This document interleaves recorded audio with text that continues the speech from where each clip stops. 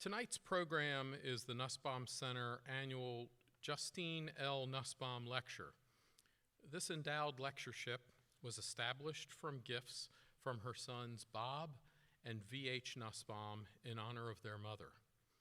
Born in 1900, Justine was well known for her lifelong volunteer service and dedication to humanitarian causes.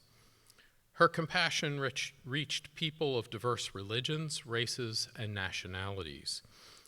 We're so grateful for the Nusbaum family for many reasons, but if it were not for Bob Nusbaum, we would likely not be here this evening. Bob was the inspiration behind the founding of the Center for the Study of Religious Freedom in 1996. From its inception and until his death in 2018, Bob remained active in the life of the center. In 2016, we were pleased to name Bob as the center's founding fellow, and in 2020, we honored his legacy by renaming the Center for the Study of Religious Freedom to be the Robert Nusbaum Center. Tonight's Justine L. Nusbaum Lecture is the first time we've gathered in person for the annual lectureship since the center's renaming in 2020, and we're especially grateful to have with us members of the Nusbaum family. We're pleased that Bob's widow, Linda Leibstein, and his son Bill and his wife Sharon could be here as well. We also welcome Bob's son, Bob Jr., and his wife Sue, who live outside the area and are joining us virtually this evening. We're grateful for the enduring support of the Nusbaum family. Again, thank you all for coming tonight and for being a part of this very special occasion. I'd now like to invite the director of the Robert Nusbaum Center, Dr. Craig Wansink, to introduce tonight's program. Dr. Wansink.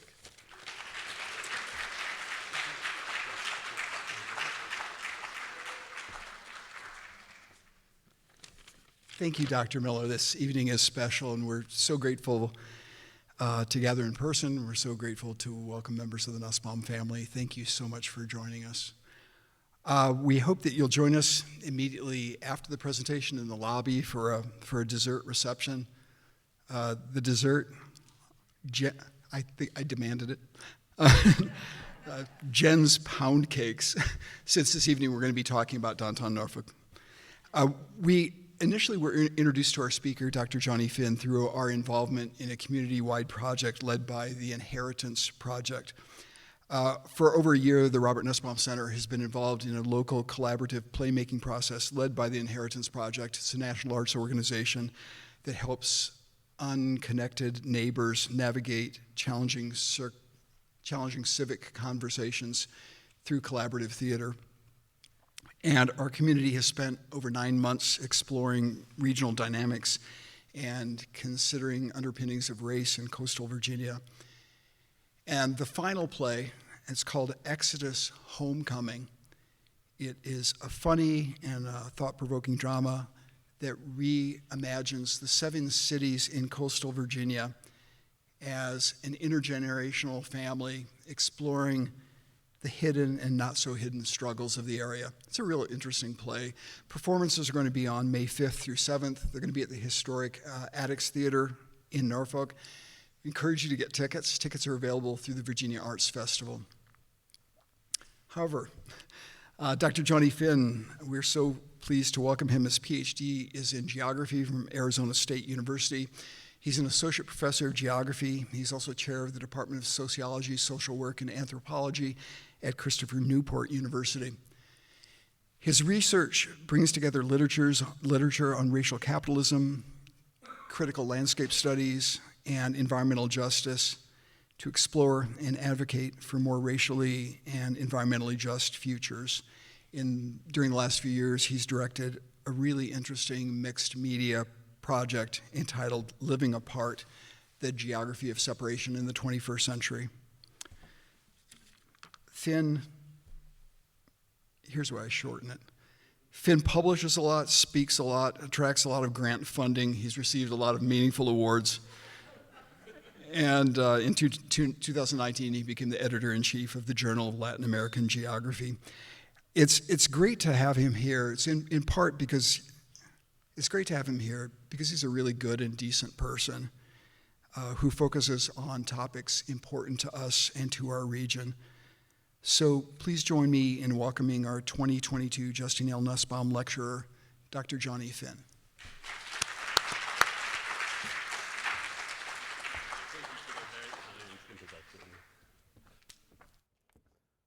That was a very kind introduction. Thank you for having me. Thank you for coming. Thanks for the invitation. It's really a privilege to be able to present this work to this audience, and finally in person. After all these years on Zoom, it's lovely to not see all those boxes. In fact, I can't see anything because the lights are in my eyes, so perfect. It's lovely to be here. We gave this talk, excuse me, a kind of intentionally, perhaps provocative title, and I want to get right to the first two words in the title, social murder. It's going to seem a little bit disjointed. I just want you to read a little bit, and then we'll put it in our back pocket, and we'll circle back around to it a little bit later. We'll read here. I'll read out loud, and I'll put the words on the screen. This is from Frederick Engels' 1845 book, The Condition of the Working Class of England. I quote, "When society deprives thousands of the necessities of life, places them under conditions in which they cannot live, knows that these thousands of victims must perish, and yet permits these conditions to remain, its deed is murder just as surely as the deed of a single individual. Disguised, malicious murder, murder against which no one can defend himself, which does not seem what it is, because no man sees the murderer, because the death of the victim seems a natural one. But murder it remains." These are heavy words, and I'm sorry to start like this. But I just want you to kind of think about that, put it in your pocket. I'm not going to say anything more about it right now, and we'll come back to this in a few minutes. And let's talk about the core topical matter of my work and of the lecture tonight, and that's on the history of and modern day impacts of racial segregation. I'm a geographer. As was stated, I love maps. I'm a total map nerd, so there's going to be a lot of maps tonight. So bear with me.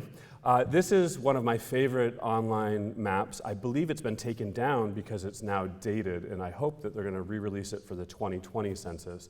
But this was based on 2010 census data, 1 dot per person in the entire US, color-coded by the census's racial and ethnic categories. This map, when you zoom in and out on the online version, it has 310 million dots on this map for the 310 million people, each color-coded by race. And when you zoom into cities, New York City, for example, here, what you see is that even in one of the most diverse, multicultural, multilingual cities, perhaps in the world, what you can see by the geographical patterns that are here is that at the end of the day, like literally at the end of the day, people go home to houses and apartments that are on city blocks that are populated mostly by other people who look an awful lot like themselves. This pattern of residential segregation repeats itself in cities like Chicago. Statistically speaking, one of the most segregated cities in the country. It repeats itself in Detroit with the infamous 8-mile road dividing the primarily black city from the overwhelmingly white Macomb County to the north. And it repeats itself in Hampton Roads. Population density is somewhat less here. The residential geography is intersects with the topology of water, and so it looks kind of different shapes, but at the end of the day, most census tracts or we can say most neighborhoods in Hampton Roads are either 70% or more white or 70% or more non-white. So we can see these kind of patterns of residential segregation reproducing themselves right here in our region. And so the research that I've been working on for the last 4 or 5 years really seeks to answer kind of 3, I call them basic questions because they're worded basically, but they're not, they're incredibly complex questions. How did we get here? what are the ongoing impacts in the present day, and what can we do about it? Where can we go, where do we go from here? And I want to try over the next 30 or 35, maybe 40 minutes, if you'll indulge me, to answer all three of these questions. The historical question, the modern day kind of analytical question, and the future-looking question as well.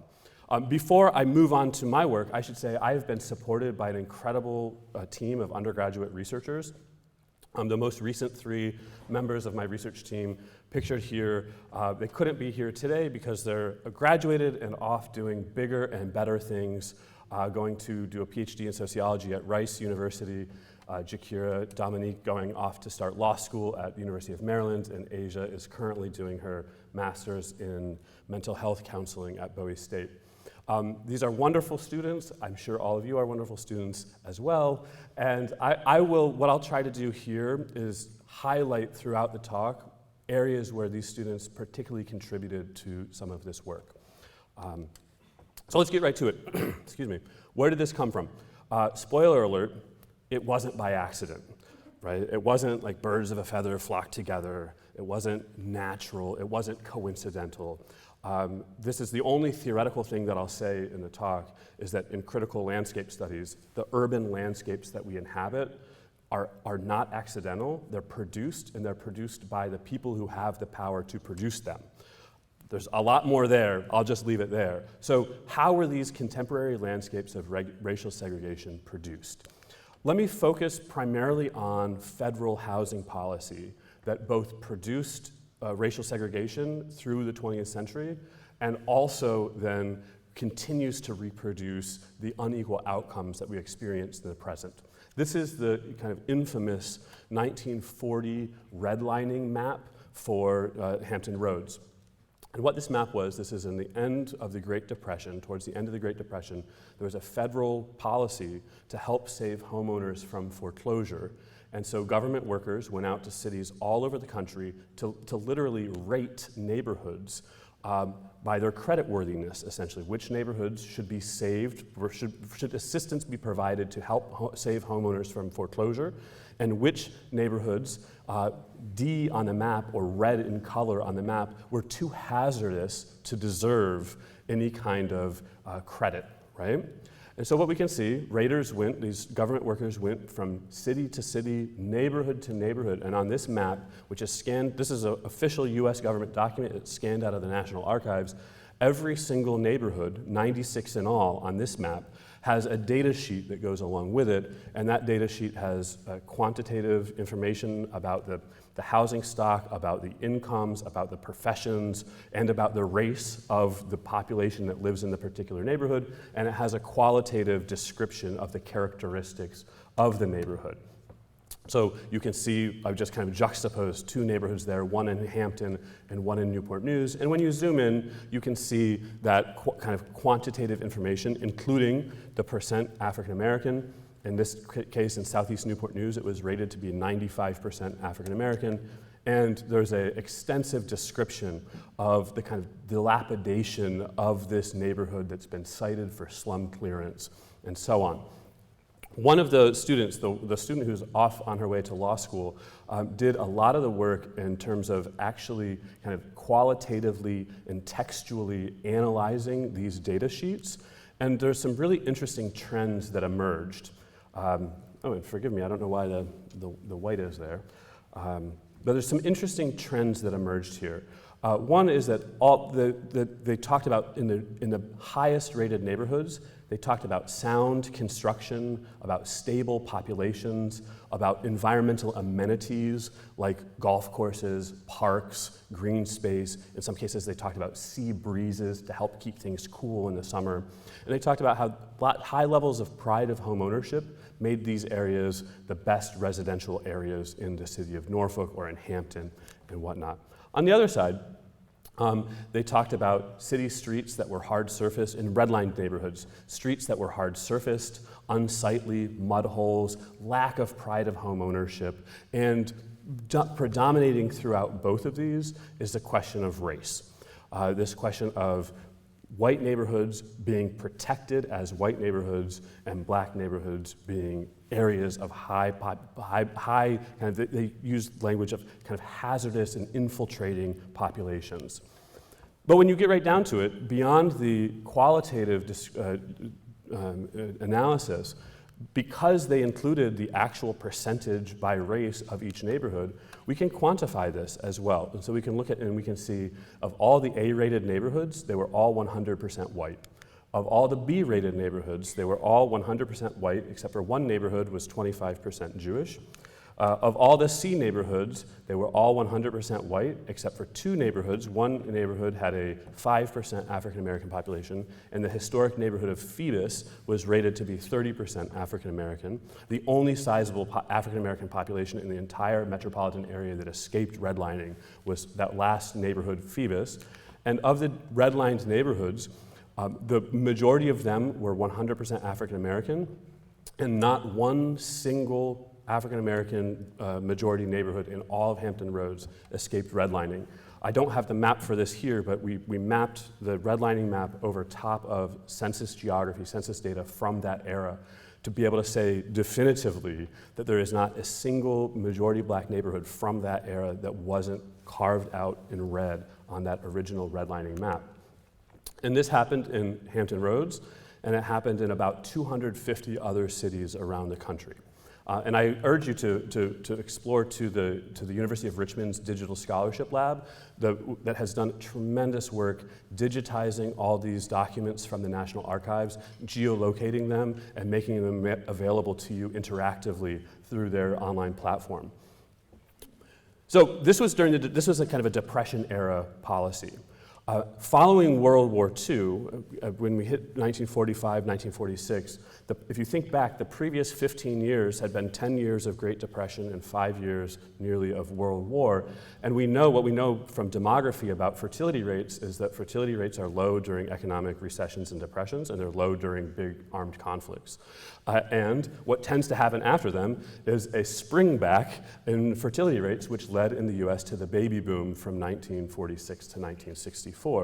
Also during economic depressions and world wars, we don't build a lot of new houses.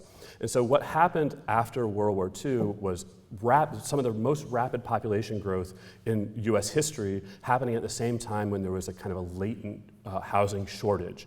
And so there was a crisis of available housing in this period starting in the mid-1940s, and the US government tried to solve this in two different ways. One was to build public housing. And they built out public housing, mostly in formerly redlined inner city, predominantly black neighborhoods, and this public housing was segregated African American, was segregated black. On the flip side, the US spent a large part of the post-war 2 to 3 decades building suburban homes, this kind of quintessential suburb of Levittown in Long Island, built by William Levitt, and he had a development company. He built 7 towns called Levittown. There's Levittown in Long Island, there's Levittown, Pennsylvania, Levittown, New Jersey, there's even a Levittown in Puerto Rico.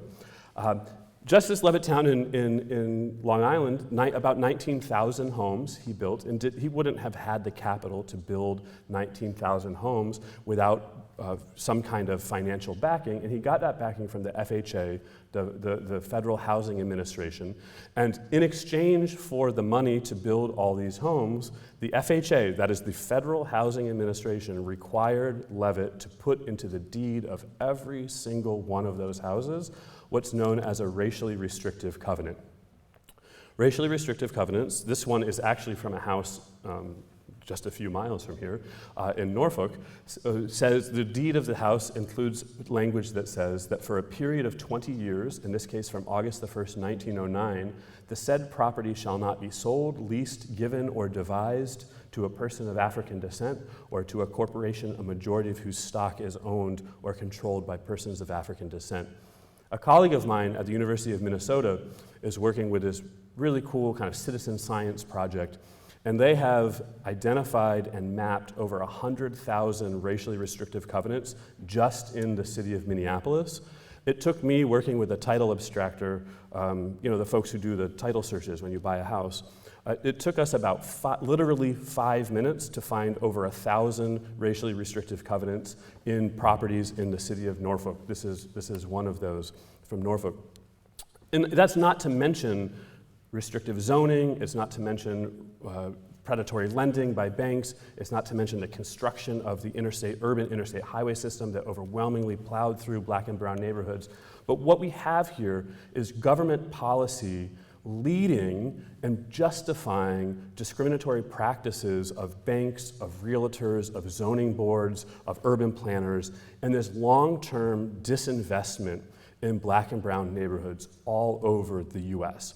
This is what I'm talking about when I say this wasn't an accident, this wasn't kind of coincidence. White flight wasn't because white people just happened to want to move out into the suburbs and black folks just happened to not. White flight happened because white folks were lured into the suburbs with subsidized suburban homes that they could become homeowners of, and black folks were intentionally and explicitly prohibited from being able to kind of buy into that American dream of homeownership. And back then, by the way, housing stock was actually affordable. The houses in Levittown that now cost 10 or 12 times median household income in the US, those houses when they were sold in 1947 cost only twice median household income, showing you that home ownership is a true driver of family wealth. And that wealth, as we'll see in a second, it accumulates across your lifetime and it accumulates generationally. So this is what happened. How did it get here? It was produced by intentional discriminatory public policy, followed by discriminatory and intentional practices of all these other kind of private actors. If you take my urban geography course, we spend 3 weeks on what I just covered there. So sorry if it was fast, come take my urban geography course. What do we do with this now? So what are the ongoing effects of this in the present day? And I like to think of this kind of in two different ways. First is the effects, the embodied effects on the individual. And to get at this, we've interviewed well over 100 people from all over the region, and we've used some experimental photographic techniques to distribute cameras to folks to take pictures of places that are important to them in their lives. And then we've interviewed them about their images. And so I'll show you some of those in just a second. And then we've also used geographic, kind of secondary data and geospatial analysis to kind of map out at a macro scale the structural production of racialized inequalities in the realms of economics, environment, and human health. So let me show, I want to start with the photographs and a couple of excerpts of quotations from our participant photographers. And I'm not going to read the quotations. I'm just going to put them up there and let you read what 4 or 5 of our participant photographers took pictures of and said to help us kind of understand this embodied individual impact of this long history of racial discrimination in housing.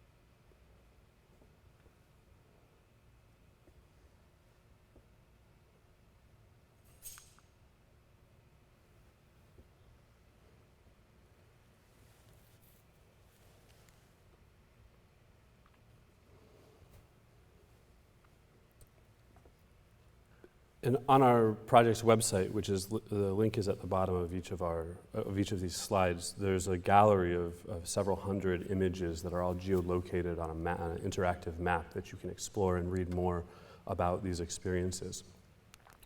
So another thing that's kind of zooming out from the individual to the macro or the structural, I oftentimes hear people say, yeah, that was then. These are all kind of terrible histories of racism in our past, but we passed the Civil Rights Act, we passed the Voting Rights Act, and just 54 years ago yesterday, we passed the 1968 Fair Housing Act on April 11th of 1968. Why are we still talking about this now? If there's any kind of housing segregation today, it's choice. People can move wherever they want. Can we please just move on? These are things that I hear when talking to students, when talking to audiences about this work. And I want to show you how that was then, this is now, kind of doesn't really work in this analysis. In the US, there is a racial income gap. There's about a 40% gap in annual incomes between the median black family and the median white family. And for those who are not statistically inclined, the median just means that half of white families have higher income, half of white families have lower income. So we're not dealing with averages here, we're dealing with kind of the family that's right in the middle. But when you switch from looking at annual incomes to looking at total net worth or your wealth, that gap goes from a troubling 40% gap to an astronomical 90% gap between the median white family wealth and median black family wealth. This is data in 2016 from the US Federal Reserve Survey of Consumer Finances. And what this is, what you're seeing here in this 90% gap, this is the long-term, present-day result of the fact that wealth accumulates across lifetimes and generationally, and when you lock certain groups of people out of that, what happens is that some folks get ahead and other folks stay behind. This is a gap that has been at this level for decades. It's not changing. That is, it is baked into the cake of our housing structures, our housing system in the US, and even though when you put into place the 1968 Fair Housing Act, I don't know what it's doing there. When you put into place the 1968 Fair Housing Act and say you can no longer be racist in housing, the structure is already created, and we see from this data that it has continued to produce and reproduce racially discriminatory outcomes, regardless of taking overt and intentional racism out of the law. And what does this look like on a map then? So if you remember this is that redlining map, the 1940 redlining map. And what I've done is I've superimposed that map onto the actual geography of Hampton Roads. And so what you see, these two maps side to side are the same geographical extent. And what you're looking at on the left are the neighborhoods that were rated the highest 2 ratings, the green and blue neighborhoods on the map. And the map on the right shows you the outlines of the redlined neighborhoods. And what you can see when we put into place, for example, if we look at race and ethnicity in the present day, neighborhoods that got the highest ranking on this map are overwhelmingly still today white, and neighborhoods that were redlined in 1940 are today still overwhelmingly black. When you switch that out and look at it in terms of poverty, neighborhoods that were redlined 82 years ago today have poverty rates that are 2.5 times higher and median household incomes that are significantly lower. And when you look at it in terms of home values, this is the driver of middle-class wealth in this country, is the one home that you own and you live in. That you can see why when you look at the gap in home values between neighborhoods that escaped redlining and neighborhoods that were redlined, the gap today in terms of home values.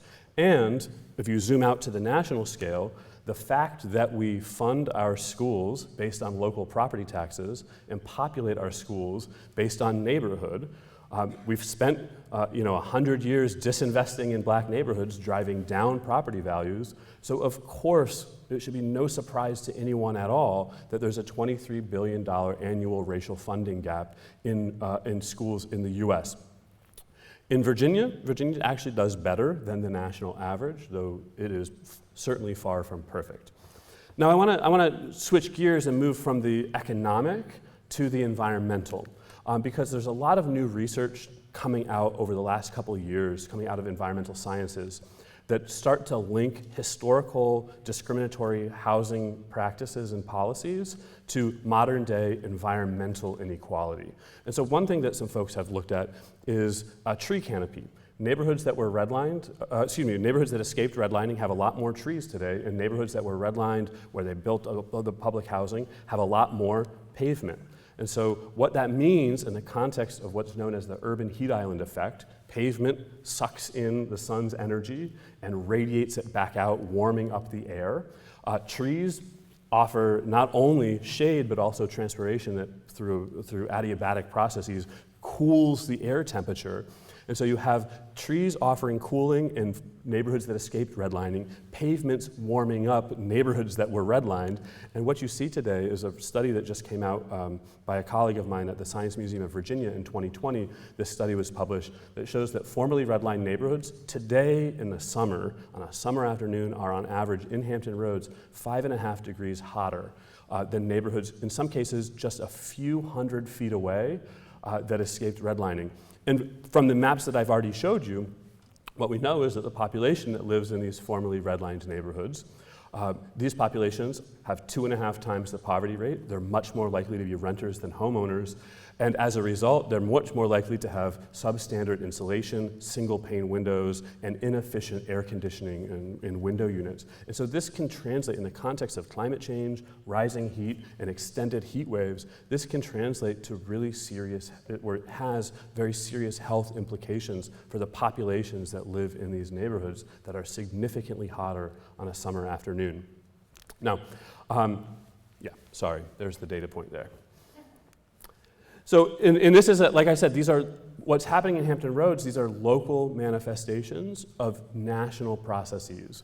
And so Hampton Roads is actually right in the middle in terms of the nationwide average. And it gets up to as nearly 10 degrees hotter in cities like Baltimore, Philadelphia, and Roanoke when you go from formerly redlined neighborhoods to neighborhoods that escaped redlining. So let's zoom back out, and I have just a couple of more layers to think through the environment and human health, and then we'll talk about where we go from here. So I've zoomed back out. This is the full extent, or nearly the full extent, of the metropolitan area that we all live in. This is just the map of 2019 data on percent African American. The darker the kind of orangish color here, the higher percentage black by neighborhood. And then let's highlight there the neighborhoods that were redlined in 1940. And then I want to start adding on to show the compounding cumulative impacts of environmental hazard. Because as we saw earlier, the cumulative impacts of investment results in wealth building for white families. And the flip side of that, the cumulative impacts of disinvestment not only result in lower wealth, lower amounts of net worth, but it also results in, for example, when you map out toxic release inventory sites. These are areas that release toxins, frequently carcinogens, into the air, ground, and water that are tracked by the EPA. Toxic release inventory sites are vastly disproportionately located in majority black, high poverty neighborhoods that were formerly redlined. And you can see that here. When you run a simple buffer analysis around these TRI sites, you see, I have the data here on the top right of the screen, that the population within 1 mile of a TRI site, a toxic release site, is disproportionately African American and disproportionately high poverty. But that doesn't account for the data up here, doesn't even account for the fact that if we're looking in the neighborhoods of Berkeley and Compostela, or in the neighborhoods of Southeast Newport News, not only are they within a mile of one toxic release inventory site, in Southeast Newport News, they're within a mile of 29 different toxic release inventory sites, and in Berkeley and Compostela, they're within a mile of 20 different toxic release inventory sites. You add on to that the interstate highways, the urban interstates that were built in the 1960s and early 1970s, there's now just a tremendous amount of historical research that shows the intentionality of building highways through black and brown neighborhoods, and the result in the present day is that, again, a simple buffer analysis, when you look at the population that lives within 500 meters of an interstate highway, that breathes lower quality air, that has decreased mobility because of the close proximity to these gigantic highways, and new research is now showing also that has increased lead exposure because these highways went in the late 60s and early 70s, and we didn't take lead out of gasoline until the 1980s, and so there's kind of lead built up in the soil immediately surrounding interstate highways. But there's a geography, it's the same geography. It's red line neighborhoods, it's the toxic release sites, it's the interstates, it's public housing. Every single public housing unit built since World War II in Hampton Roads is built in or immediately adjacent to a formerly redlined neighborhood. On the flip side, what we have here, what is not happening in redlined neighborhoods? Well, these are full-service grocery stores, several hundred of them throughout the region, and there is, I counted 1, 2, 3, 4 of them that are on the edge of redlined neighborhoods. And so when you look at the USDA definition of a food desert, which is high poverty neighborhoods outside of walking distance from a full service grocery store, what you see is that food deserts, anything here in red and orange on this map is classified by the USDA as a food desert.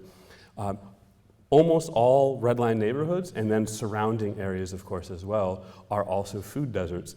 And again, food deserts disproportionately, you can see here, disproportionately impact non-white communities. And so we can go on with all these different layers, but when it comes right down to it, we ran an analysis recently, my team and I, looking at all redline neighborhoods across the state of Virginia, in Hampton Roads, in Richmond, in Lynchburg, and in Roanoke. And when you analyze that in terms of contemporary data from the CDC on life expectancy, what you get is that life expectancy in formerly redlined neighborhoods is 7 years lower. This is life expectancy at birth is 7 years lower for infants who are born in formerly redlined neighborhoods. And if we zoom in to central Norfolk, to these neighborhoods right here, I want to show you, let's put all those layers back on of toxic release sites, of highways, of public housing, and then if we look at right here on this map, the neighborhood of downtown Waterside, some of the highest rent, most economically valuable land, with in an overwhelmingly white population, with a life expectancy of 85 years. You need only cross St. Paul's Boulevard moving east, and life expectancy drops by nearly 25 years. If you head to Berkeley, life expectancy is 15 years lower than downtown and Waterside, and if you move over to across the river into Portsmouth, it's again nearly 20 years lower. This is what I'm talking about when we're talking about social murder, right? The literature on social murder or on social death is about how the same outcome happens regardless of the individual intentionality of an individual killer. This is systemic, this is structural. It's baked into our economic systems, our housing systems. It's cooked into our infrastructure. It is literally our infrastructure that is warming up marginalized neighborhoods. And in the context of climate change, it's an interesting factoid, but heat waves by far kill more people in the US than all other natural disasters put together. All of this kind of accumulates on top of it to produce this outcome of really profound, racially disparate in outcomes, regardless of the intentionality in the present day, right? And so I want to think through then, okay, what do we do about it? This has been kind of a downer of a talk, I know. So let's try to think through what do we do with it. First of all, and this is, I think, it's hard to argue the data, but it's based on the data, based on the empirical evidence, reasonable minds can certainly disagree about where to go from here. And so I'll kind of caveat this by saying, we're getting into the part of the lecture where I editorialize a little bit more my conclusions based on this empirical evidence, right?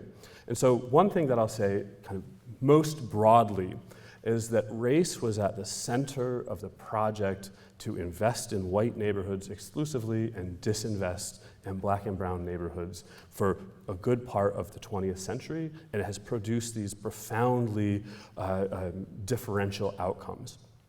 I, speaking personally, not endorsed by my university or my department or anyone else, I think that it's pretty disingenuous to say race was at the center of this project, and now, colorblind analysis moving forward, we're all on a supposed level playing field. That's not how we got into this mess, and I don't think it's how we can get out. So that's kind of the big picture here. In terms of actual policies, one thing that I've been doing over the last year or so is looking at what different cities, towns, municipalities, and states are doing around the country to try to get at some of these issues. And so let me kind of show you a few of these. First, Evanston, Illinois became, to my knowledge, the first city in the country to start paying out reparations, calling it reparations and paying reparations to longtime African American families and households through down payment assistance. This is in Evanston, Illinois. The program is only about a year or two old. It's a tiny pilot project, but it's getting a lot of national attention. Minneapolis, Minnesota has ended single-family zoning. It's too early to know what the long-term impacts of that are going to be. I didn't talk about it here, but again, take my urban geography class. We talk all about how single-family zoning, which started in the early 20th century, has really acted as a way to maintain racial division within cities. So Minneapolis is looking at ending single-family zoning. I was just in California last week talking to the San Diego Board of Supervisors about some of this research as well, and they brought up the fact that in California, they've also ended single-family zoning, and it's had some kind of problematic unintended consequences. And so it's worth thinking about how this is not kind of a one-size-fits-all. Different municipalities at different scales, cities, states, are trying different things, and we'll have to see what happens. We'll have to get the data in and run the analysis. Public housing has been underfunded since public housing after World War II became primarily housing for African Americans. Before, in the 1920s and before, it was primarily housing for poor white folks, what was called the deserving poor, and it was appropriately funded, and it's been essentially underfunded since it became primarily housing for African American and other non-white families. So we could reform and actually fund public housing. We could look at funding mortgage assistance rather than rental assistance. Just today, what is it? NRHA, the Norfolk Housing and Redevelopment Authority, opened up the wait list for Section 8 housing in Norfolk. It's going to be open for less than 2 days. It hasn't been opened, to my knowledge, for almost 2 years, the wait list for Section 8 rental assistance for low-income renters. And Louisville, Kentucky, and several other cities around the country are experimenting. Well, what if, instead of paying rental assistance, what if because at the end of the day, rental assistance, it pays the rent for a low-income household, but the wealth that's accumulated through ownership of that property is held by the landlord. And so, in a sense, I'm not saying we should unfund rental assistance, but we should be able to identify that rental assistance is effectively a subsidy of wealth building for landlords, while it's a short-term stopgap for low-income residents. And so HUD, the U.S. Housing and Urban Development Agency, has started, the Department of Urban Development, HUD has started to allow some cities and some municipalities to reroute rental assistance towards mortgage assistance so that the low-income household actually starts using that mortgage assistance to start building wealth through home ownership. Virginia has recently banned source of income discrimination. It is now illegal in the state of Virginia for landlords to discriminate against tenants based on how they are paying their rent.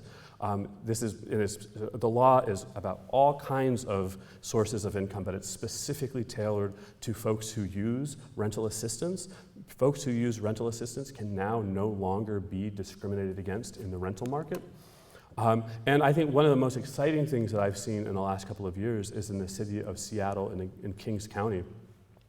They've implemented, similar to an environmental review, any policy change, any building project, any rezoning, any new infrastructure that's going to go in has to go through what they call an equity impact review to understand what is going to be the impact in terms of equity, in terms of racial equity, in terms of gender equity, and different dimensions of equity of any kind of project that is going to happen within King County.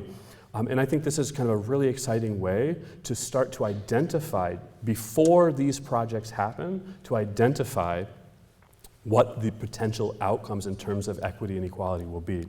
And finally, I think, especially in the context of climate change, and especially in the context of Hampton Roads, where we're already experiencing significant sea level rise, we're experiencing sunny day flooding, tidal flooding, increased heat, all these things. There's literature coming out already looking at cities like Philadelphia, cities like Washington, D.C., that are either identifying that most climate resiliency funds are being funneled towards white neighborhoods rather than non-white neighborhoods, or if they're being funneled towards non-white neighborhoods, it has it creates a gentrification impact that results in displacement. And so we really need to think through, with the infrastructure bill that's just passed, with the money that's going to have to be spent to deal with climate change in cities in this country, I think we really need to think carefully about how building out greener cities can be building out greener and inclusive and equal cities for all.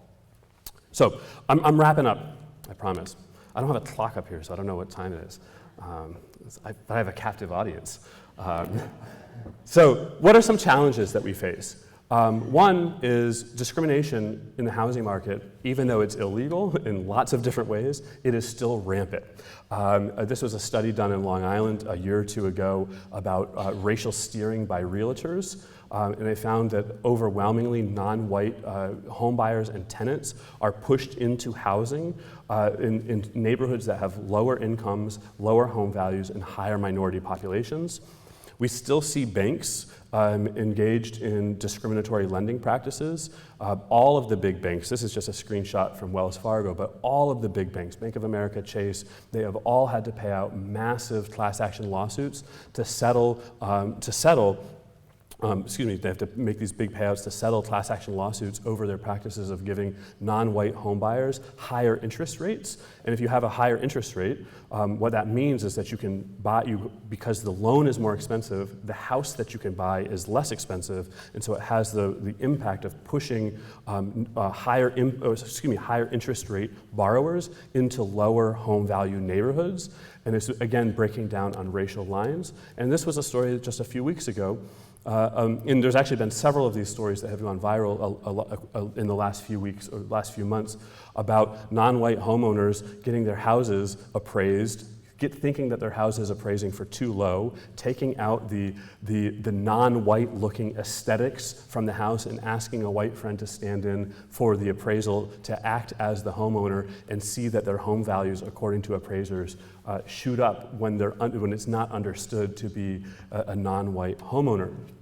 So all of these things are very real challenges. And I think another challenge that we face is what's called NIMBYism. And NIMBYism, or not in my backyardism, is real. It happens all the time. Let me give you an example from my own neighborhood, the neighborhood that I live in, that I own a house in. They're thinking about, this is this new development, the multi-unit development that they're thinking about developing about a mile from where I live. And it would take some industrial land, and they would rezone this industrial land for multi-family housing. So basically to build some townhouses. And the neighborhood Facebook page was over last summer when they were going through the zoning process, was all alight. So they talk about, word is the potential development company for Kent Morrison is meeting with City Council. If you're in opposition to this plan, now would be a good time to let City Council know. Wonderful. I think we need more local civic engagement. Tell your city councilors what you think. Absolutely.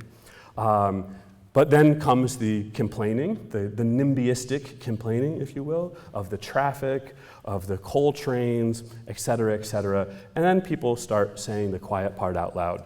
I think this is going to be Section 8 housing, not good. Already enough theft and gunshots heard around here. This would be a disaster.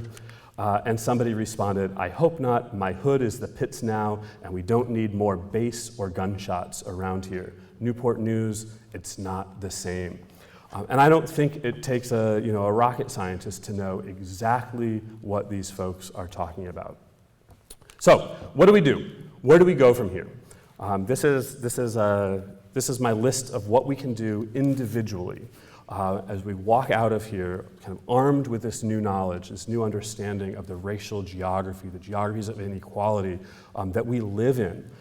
One thing that I tell my students all the time is we've got to check ourselves. You've got to check yourself and think about what kinds of racial narratives are we reproducing about places and about neighborhoods. I think some critical and at times uncomfortable self-reflection is so vital in this process. What else can we do? Don't be a NIMBY, be a YIMBY instead. Yes, in my backyard. And so, yeah, there you have it. I think you can absolutely be engaged, especially at the local level. What happens in City Hall and what happens in the school board probably have a lot more direct impact on our individual lives than anything that's happening in Washington. And so I think that if we show up, we'll certainly vote in local elections, but also show up to city council meetings, show up to school board meetings, get to know your local representatives. I had lunch this morning with the person, the Virginia House of Delegates delegate, Shelley Simons, who represents the district that I live in.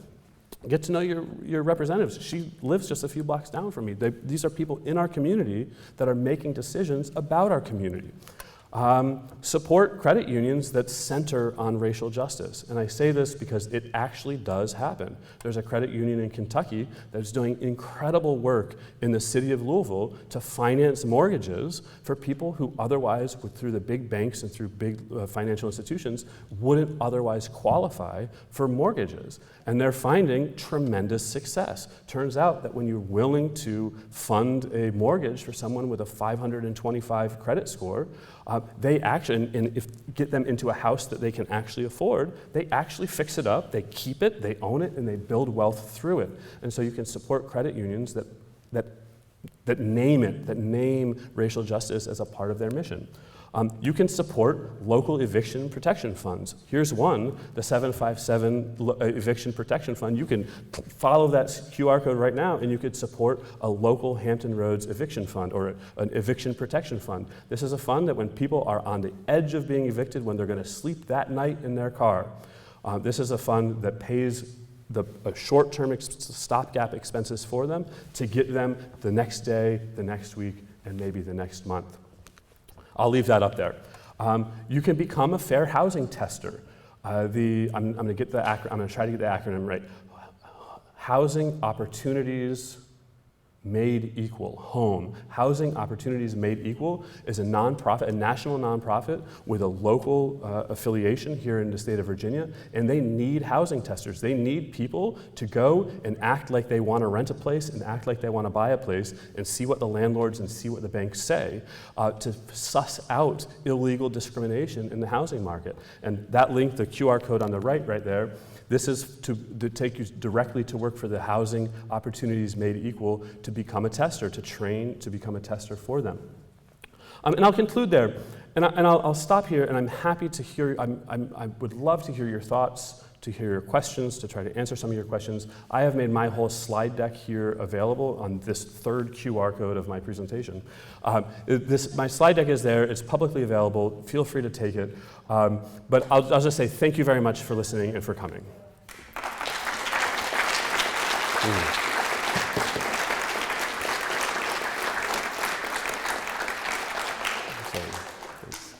And I there we go. Like I said, I actually would love, thank you by the way, I would love to hear your thoughts, your questions, your comments, your disagreements. But you have to wave energetically because I can't see anything. Yeah, go ahead. I have a question. Yeah. And I would just like to know is that something you follow and what comments you have? I know that's a can of worms, but it's a huge concern, and I think, personally, I think this will define Norfolk for years and years to come, how we treat or are treating these neighborhoods of the public housing. So I'm very concerned. Yeah, thank you for that question, and because I know there's no mic in the room. The question was about St. Paul's, and forgive me for not knowing your name. The questioner is concerned about what's happening in the city of Norfolk with the St. Paul's redevelopment. And for background, St. Paul's Quadrant is an area that has about 2,200 units of public housing. It houses nearly 5,000 people, and it's going through a HUD-funded redevelopment by which they're moving folks. Now it started with Tidewater Gardens, which is one of the 3 public housing projects in St. Paul's, and they've moved folks out of Tidewater Gardens. They've started demolition there. They've taken down the housing, and the plan is in 3 or 4 or 5 years to have removed all of that public housing and rebuilt what they're calling a mixed income, multi-use neighborhood. I share your concerns. I was, for full disclosure, I worked with some journalists from the pilot on some data analysis for some of their reporting early to mid last year. That was it didn't make the city look great in terms of the work in St. Paul's. And I worked on the lawsuit against the city and against NRHA. I did some expert data analysis for them and was part of that lawsuit that was suing the city because of precisely this concern over displacement. That what they're going to do, and I think the history of these kinds of redevelopments in the US and also here in Hampton Roads, we've seen this movie before, and it always ends the same. And the way it ends is with the displacement of the indigenous population, the local pre-existing population, the replacement of that population with potentially a more diverse population, but also it's not changing the social trajectory. It's displacing poverty to somewhere else and bringing in it becomes a driver for gentrification, right? And so I am equally concerned. I've been openly very critical of the St. Paul's redevelopment. I know people on all sides of it think a lot of different things, but I, for one, I share those concerns because I think that it's very unlikely. It's hard to imagine a scenario in which the 4,500 or so folks who are being displaced temporarily from St. Paul's, it's hard to imagine that much of them, after 4 or 5 years of construction, are going to be able to come back when they're not even setting aside the number of units that would be necessary for those folks to come back. So, concern shared. In the back, sure. Hi, I was wondering if you could explain single-family zoning and its harmful effects on housing. Sure, yeah. So single-family zoning originated in the early 20th century, 1917 to be exact. I'm going to keep the history short, by the way, I promise. But basically, in the early 20th century in California, there was some efforts by cities to essentially say, and it was particularly against Chinese immigrants and Chinese American families, to say that they basically draw a line on a map and say Chinese people can only live here and can live nowhere else. And the Supreme Court actually found in the early 20th century that that kind of explicit apartheid-style segregation by race and ethnicity was unconstitutional. And so the workaround then started in West Coast cities and quickly spread east. The workaround was to create single-family zoning, which essentially said it set a minimum standard for lot size, and it said that on any individual lot there could only be one single-family home. And oftentimes, I showed you the restrictive deeds, where it said that the house could not be sold or leased to a person of African descent. Frequently, those deeds also included a second or third or fourth restriction that said no building could be built on the lot lower than a certain cost. So in the deeds in Norfolk from the early 20th century, they would say that you're not allowed, on any individual lot, you're not allowed to build a building that's that's less expensive than $800. But now, that's $800 of 1909 dollars. So basically setting minimum standards for size of lots and minimum standards for the size of or the expense of a house. And what that meant is that it just kept those neighborhoods from being able to develop medium and high density housing that would draw down the cost. So it kept those neighborhoods expensive. And so it locked into place economic segregation, but that economic inequality was produced through these overtly racially discriminatory policies to begin with. And we still see, when you kind of map that out today in city after city, what we see in neighborhoods that have real strong single-family zoning, they tend to be the least diverse neighborhoods in those suburban areas. Does that answer your question? Yes. Good, thank you. Any other questions? Oh, another in the back right here, yeah. A lot of your solutions in your presentation were preventative. So when you suggest we do for the people that are already experiencing racial discrimination in the previously enlightened zones, what's more mitigation solutions? Yeah, so I mean, I think there's a lot here. The question was about some of my solutions here are preventative, but what to do about what's actually already happening on the ground, right? And I don't know, and I don't think it's going to be a single answer for the entire country. The racial geography of cities changes quite dramatically. Like I said, last week I was working with a group in San Diego, and the racial geography is actually, in this region here, we have most of the population, something like 90 or 92% of the population, either identifies as black or white. And when you go into places like the Bay Area in California or in Southern California, there's strong Latino populations, there's Asian populations, there's black populations. And so that more complicated racial mosaic, I suppose you could say, kind of creates different kinds of challenges and opportunities. And so I would shy away from any kind of one-size-fits-all housing policy, noting that cities are really different. But I think that we do have to, and maybe I'm answering your question by just validating that this is a question that we really do need to answer. Because I don't know that I have the actual answer to this question, as much as I can say that it is vital to not only look to the future, but also to directly and intentionally rectify what's happened in the not so distant past, right? And so I think I do think about kind of what Evanston, Illinois is doing by calling it reparations and having it be through, as a reparation for housing discrimination and having it be paid through mortgage down payment. So that's something that's kind of backward looking, right? But again, I think for me, I don't necessarily have the greatest answer to that question. But what I can say is that I do think it needs to be intentionally focused on repairing the results of overtly and intentionally racial discrimination. And so it needs to kind of center on race and not assume a colorblindness. And that it needs to be there needs to be money put to it, and probably a lot. So I'm not sure that's, sorry I'm kind of meandering around that one. I feel like that's probably, yeah. You'd have a couple points taken off in my class for giving me a hard question. All right.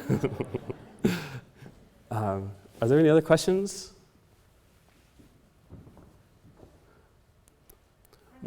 Oh, good. Sorry, I couldn't see you there. Yeah, go ahead. Go right ahead. I'm wondering how do you engage?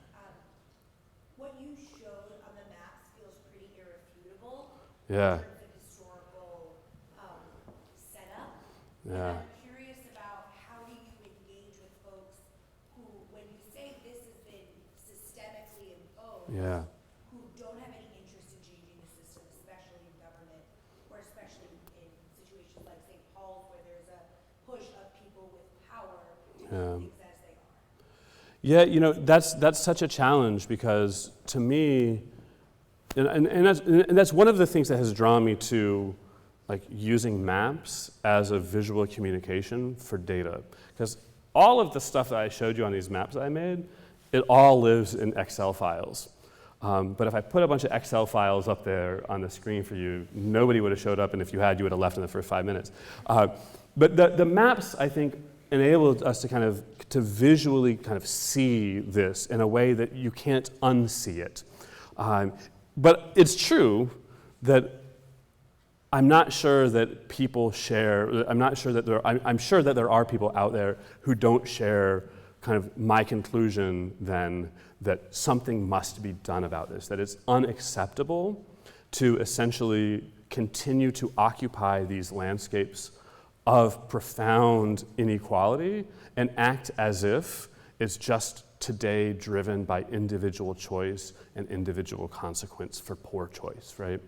And so I don't, like, maybe it's self-selecting in the audiences that I speak to and the students that register for my classes, that I feel like I'm largely talking to audiences that are at least somewhat sympathetic to, data.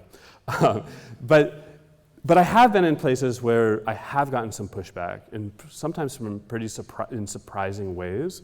And as a social scientist, I don't know that there's much more that I can do than try to get more data, get more empirical evidence, and to keep trying to explain it, and to bring people along. And beyond that, like I'm not a super combative. I try not to be a super combative person. I don't think shouting people down gets us anywhere. But I do think that kind of building stories based on data. But people, at the end of the day, take it or leave it, I guess. And so I'll just keep working it. Sorry, I feel like I'm answering all these terribly, but anyway, yeah, that's what I got for you. Go ahead, sure. Dr. Finn, could you talk a little bit about Norfolk's own history in demolishing neighborhoods that were either in transition or African-American neighborhoods in order to support its opposition to school desegregation in the late 40s and 1950s, where they just literally picked neighborhoods to demolish, like Atlantic City, Yeah. because school desegregation plaintiffs lived there. Yeah, so I'm gonna have to, I don't usually say this, but I don't really know. I don't know that specific story. So I'll pivot and zoom out a little bit and talk in more kind of generality. And I'll talk in kind of two things. One about schools and school desegregation in the city of Norfolk and in Virginia more broadly. And I'll also talk about kind of infrastructure and how the building of infrastructure has served kind of segregationist purposes for much of the 20th century. So on the schools, we know, and I'm sure you know, but maybe the students in here aren't as familiar, that after Brown v. Board of Education in 1954, in the state of Virginia, we mounted what was called the massive resistance. And it wasn't a kind of a revolutionary resistance for a good cause. It was a massive resistance to school desegregation. And school systems all over the state of Virginia shut down, public school systems shut down rather than rather than integrate. And in the city of Norfolk, the Norfolk Public Schools shut down for a year. In the county that surrounds Farmville, and I'm blanking on the county name, that county shut down their public schools. Sorry? Prince Edwards, thank you. That county shut down their schools for 4 years rather than integrate. And at the same time, all over the state of Virginia, including here in Norfolk, or in Hampton Roads, and on the peninsula, the Hampton Roads Academy, a private school, private K-12 school, now known as being a diverse, progressive, et cetera school.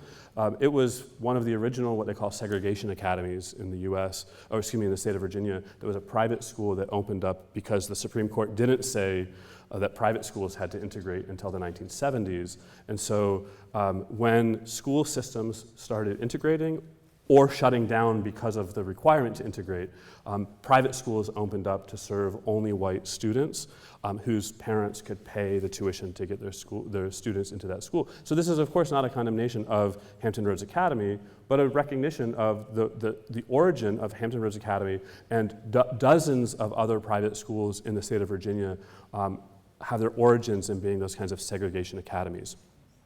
On the flip side, infrastructure has kind of getting at this idea of infrastructure in its use towards segregationist purposes. One thing is that I mentioned earlier the interstate highway system. There's a paper that recently came out in the Vanderbilt Law Review, a wonderful paper by a legal scholar named Debbie Archer that traces the really profound intentionality of using interstate highways, especially to disrupt middle-class Black and brown neighborhoods. In the case of Miami, she writes about how the interstate highway was put through a primarily Latino business district in order to eliminate that business district so that the nearby white business district wouldn't have to compete. And they talk about this. This is in LA, this is in San Diego, this is in New Orleans. The Claiborne Expressway was explicitly put in order to disrupt Black-owned businesses along Claiborne Avenue. Because I don't know if you've been to New Orleans, when you put an 8-lane elevated highway mowing through this previously vibrant Black-owned business district, it hasn't recovered since the mid-1960s. And so infrastructure has long been used kind of not just coincidentally, but intentionally in order to serve these overtly discriminatory, or to create these overtly discriminatory outcomes. So sorry I can't answer the actual question, but I did a little dodge and weave there, and hopefully it's acceptable. Go ahead. Yeah, go right ahead, yeah. So you were talking about the environmental effects. Yeah. And speaking specifically of Norfolk, with obviously all the damage that, rising ocean levels are doing to all those, near sea properties, Yeah. which obviously are like the highest rank. Do you think that because of that, those properties are going to start to decrease in value, and Yeah. the cities are going to see them more as redlining communities? Mm, Or mm. are they going to try and continue to forcibly prevent any further degradation if nothing changes? You are asking the exact right question. This is where I'm kind of what the analysis that I'm getting into now is looking at, like how all of this directly intersects with sea level rise, and what we're going to have to do to combat sea level rise, right? And so I'm going to give you my hypothesis, and my hypothesis is driven by an understanding of the urban theory, and it's driven by kind of some preliminary data analysis. But I think what we're going to see, and I think what we're already starting to see, is, so put it in your head, for most of the 20th century, policies and practices of the government and of banks and realtors and FHA and all these things was pushing down the values of primarily minority neighborhoods. And on the other hand, policies like these racially restrictive covenants and the subsidization of the buildup of the white suburb was investing in white neighborhoods, right? And so we have this history of disinvesting in non-white neighborhoods and investing in white neighborhoods. And what that results in is that map of property values of formerly redlined, disinvested neighborhoods have property values that are a lot lower. Neighborhoods that escaped redlining have property values that are a lot higher, and there's, of course, a racial link between them. So that's kind of a recap of that history, right? So come along now to the year 2022, we have all this money, we need to decide, kind of simplifying things down, we need to decide what neighborhoods are we going to invest in to protect from sea level rise, and what neighborhoods are we going to invest in to buy out to allow them in kind of what's generally called managed retreat from the oceans to allow land to be turned back into wetlands. And if you forget about your history, you'll say, well, the answer is obvious. The expensive lands we protect, the cheap lands we buy out, right? That's just the rational economic answer to that question, divorced from why some land is more expensive than other land. If you remove all that history and we just look as if kind of in this ahistorical way that just looks at property values in the present day, the answer becomes pretty clear. And I think that's what we're seeing with Norfolk's Vision 2100 plan, is this emphasis on protecting high-value economic properties. And there's not been in this region really any systematic buyout programs for managed retreat. They're going to have to come. Seas are going to keep rising. They're going to have to come. And I think my hypothesis is that when this happens, we're going to start to see the disinvested, primarily non-white areas that are flood prone are going to be the areas that are kind of sacrificed to sea level rise. In the literature, we use the language of zones of sacrifice. And other areas are going to receive tremendous infrastructure investments to protect them from the impact of sea level rise. So that gets at what you're talking about. There's all kinds of other urban processes, because as people move back from the sea, they have to go somewhere. And so the flip side of what I've just been talking about, and we're seeing in Miami Beach, we're seeing it in Norfolk, we're seeing it in Annapolis and some other places, is that the land that previously was coastal and very sought after is areas that have received a lot of investment over the years, and inland and uphill a little bit tend to be a little bit less desirable, tend to be lower income, tend to be less white, more non-white populations. And what we're seeing now is that as people retreat from the sea level, from the sea, from the coastlines, moving into these previously less desirable areas, a driving of kind of the economic processes of gentrification that could, and I think will, start resulting in what's called climate gentrification, and thus probably some displacement pressures as well. Sorry, I'm getting way into the weeds on that. I'm excited because that's where I'm going, like in my research. But I'm getting cues from this guy that I probably need to just cut my mic. So, y'all, thank you very much.